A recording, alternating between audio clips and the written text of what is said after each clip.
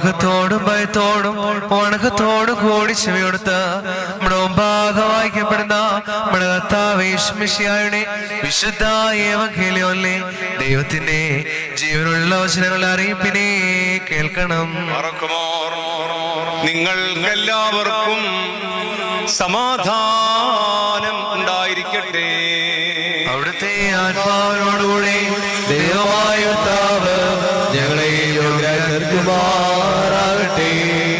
ജീവൻ നൽകുന്ന പ്രഖ്യാപനമായ നമ്മുടെ കർത്താവ് യേശുമിശിഹായുടെ വിശുദ്ധ ഏവങ്കേലിയോൻ ലോകത്തിന് ജീവനും രക്ഷയും പ്രഖ്യാപിക്കുന്ന പ്രസംഗകനായ വിശുദ്ധനായ മത്തായി ശ്ലീഹ എഴുതിയ രക്ഷാസുവിശേഷത്തിൽ നിന്നും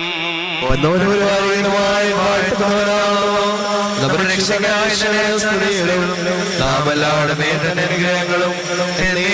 ഉണ്ടായിരിക്കട്ടെ.